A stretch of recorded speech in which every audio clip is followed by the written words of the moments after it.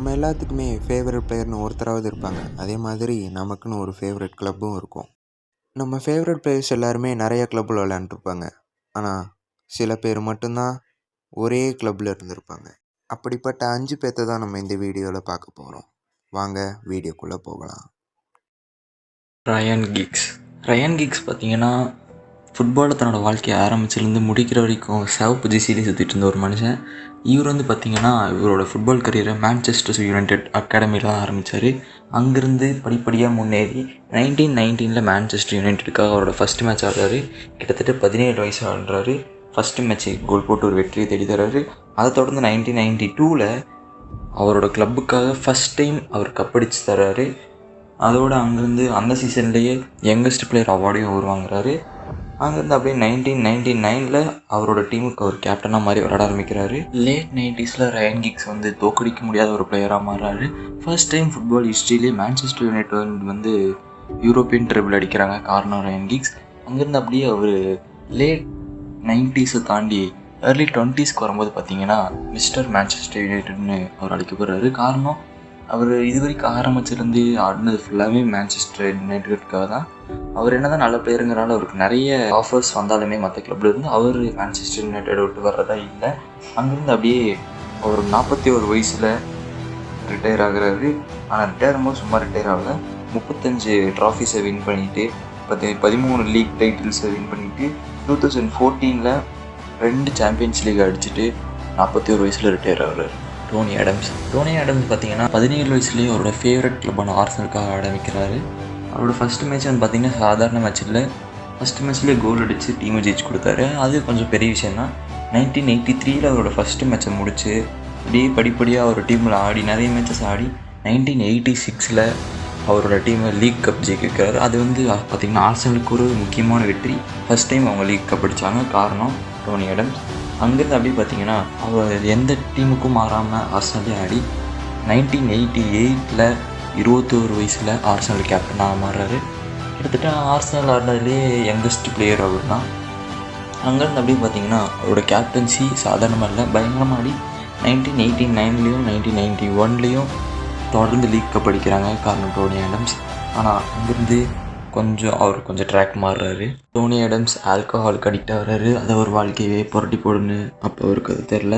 அங்கேருந்து அப்படி ஒரு 2 வருஷம் அந்த ஆல்கஹால் பிரச்சனாலேயே கேம் ஆடாமல் ரொம்ப மோசமாக இருந்தார் டோனி ஆடம்ஸ். பட் இருந்தாலுமே உணர்ந்த டோனி ஆடம்ஸ் 1994 திரும்ப கிளப்புக்காக ஆரம்பிக்கிறாரு. அந்த டைமில் புது கோச்சாக வெங்கர் உள்ளது இருந்தார். புது கோச்சோட புது கேப்டன்சியோட டோனி ஆடம்ஸ் அதே வெறியோடு ஆடுறாரு. அங்கேருந்து அப்படியே 1998 2002 வரைக்குமே பார்த்திங்கன்னா அவங்க லீக் கப் அப்புறம் நிறைய டைட்டில்ஸ் அடித்து குமிக்கிறாங்க. அதோட first time Arsenal European cup ஜெயிக்கிறாங்க, காரணம் டோனி ஆடம்ஸ். அங்கேருந்து 2002 ரிட்டையர் ஆகிறாரு. கிட்டத்தட்ட 22 வருஷமாக ஆர்சனல்லே இருந்து இந்த கிளப்புக்காக ஆடினவர். 14 வருஷம் கேப்டனாக இருந்து ஜெயிச்சு கொடுத்தவர் ஃப்ரான்சிஸ்கோ டாட்டி வந்து பார்த்திங்கன்னா ஏஎஸ் ரோமாக்காக ஆடினவர். இந்த லிஸ்ட்டில் நம்ம பார்த்த மற்றவங்களோட இவர் கொஞ்சம் டிஃப்ரெண்ட். ஏன் அப்புறமா சொல்கிறேன். 1993 16 வயசில் இவரோட ஃபஸ்ட் மேட்ச் ஆரம்பிக்கிறார் ரோமாக்காக. ரொம்ப கம்மியான வயசு தான். அங்கேருந்து அப்படியே 1998 கேப்டனாக மாறுறாரு. அதுவும் 22 வயசில். இட்டாலியன் லீக்லேயே ரொம்ப யங்கஸ்ட் கேப்டனாக இருந்தது டாட்டி தான் இப்போ வரைக்குமே. அங்கேருந்து 24 வருஷம் இவர் பார்த்திங்கன்னா ஏஎஸ் ரோமாக்காகவே ஆடினார். ஆனால் இவர்கிட்ட நம்ம பார்க்க வேண்டிய முக்கியமான விஷயம் என்னென்னா 2006 இட்டாலியை வச்சு வேர்ல்டு கப் அடித்த டாட்டியால் கிளப்பை வச்சு பெருசாக எதுவும் ஜெயிக்க முடியல. காரணம் ரோமாங்கிறது வந்து பார்த்திங்கன்னா பெரிய கிளப் எதுவும் கிடையாது. அவர் ஜெயிச்சிருக்கலாம். கிட்டத்தட்ட 1998 சீசன்லேயே அவர் வந்து பார்த்திங்கன்னா ஹையஸ்ட் கோல் ஸ்கோராக இருந்தார்.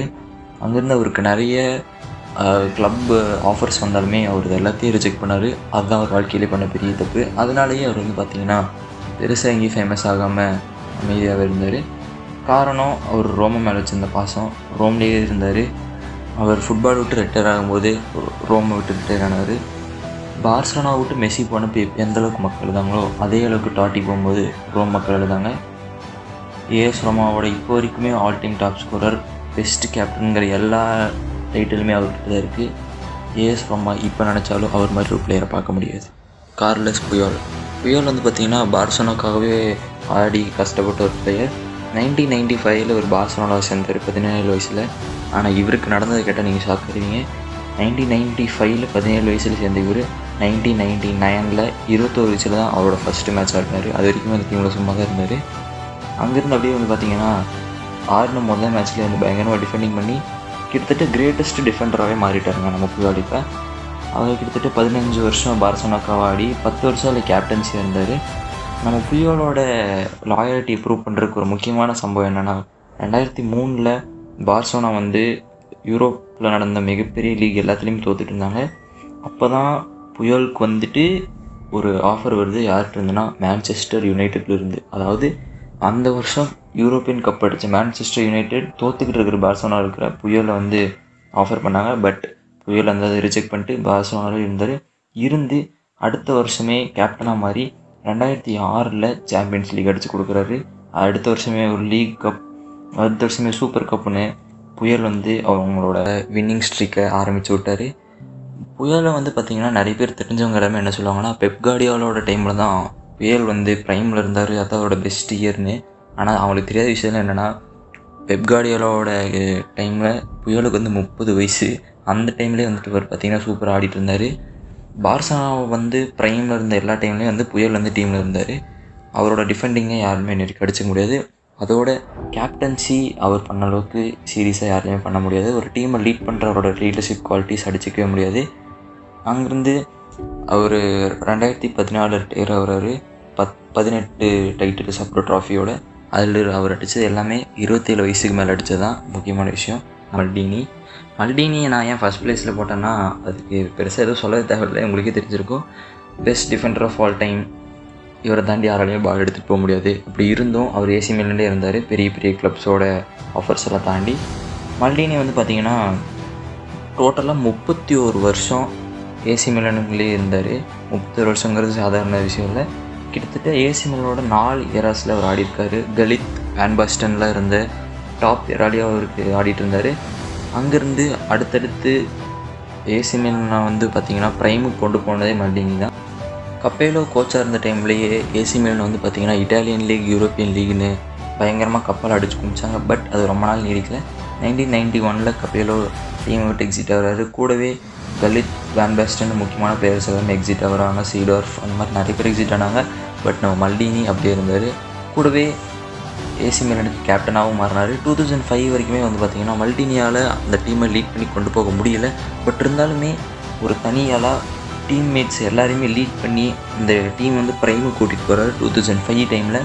கூடவே கார்லோ ஆன்செலோட்டி அவரோட பெஸ்ட் ஃப்ரெண்டு கோச்சாக வந்து உள்ள வர்றாரு. அந்த வருஷமே 2005 ரொம்ப வருஷம் கழித்து யூசிஎல் ஃபைனலுக்கு அவங்க போகிறாங்க. 2007 சாம்பியன்ஸ் லீக் டைட்டில் அடிக்கிறாங்க. அங்கேருந்து அப்படியே 2009 வந்து பார்த்திங்கன்னா திருப்பியும் ஒரு ஃபைனல்ஸுக்கு கூட்டிகிட்டு போகிறாரு. அங்கேயே 2009 மல்டீனி ரிட்டையர் ஆகிறாரு. ரிட்டையர் ஆன அவராலையுமே ஏசி மிலன் விட்டு ரொம்ப நாள் நீங்கி இருக்க முடியல. 2018 திரும்ப வர்றாரு. பிளேயராக இல்லை, ஒரு டேரக்டரை திரும்ப வந்து ப்ரமோட் ஆகி முக்கியமான பொசிஷனில் ஏசி மிலன் வந்து லீட் பண்ணுறாரு. அப்போயுமே ஏசி மிலனை ஜெயிக்க வச்சார். சாம்பியன்ஸ் லீக் ஃபைனல்ஸ் வரைக்கும் கொண்டு போனார். பட் அவங்களால அடிக்க முடியல. பட் இருந்தாலுமே லீக் கப்புன்னு சொல்லிட்டு அவங்க நிறைய கப் அடித்தாங்க. ஆனால் இப்போ வந்துட்டு அவர் டேரக்டராக 2023 அவரோட டைம் முடிஞ்சுது. பட் இருந்தாலுமே மல்டீனி வந்து ஒரு நார்மல் கேப்டன் ஏசி மிலனில் வருங்கிறத தாண்டி ஒரு கிரேட்டஸ்ட் டிஃபெண்டர். பல கிளப்போட ஆஃபர்ஸை ரிஜெக்ட் பண்ணி ஏசி மிலனில் ஆடின ஒரு பிளேயர். அதனால தான் அவர் இன்னமும் டாப்பில் இருக்கார். இந்த வீடியோவை நீங்கள் கடைசி வரை ஃபுல்லாக பார்த்துருந்தீங்கன்னா இதோ உங்களுக்காக.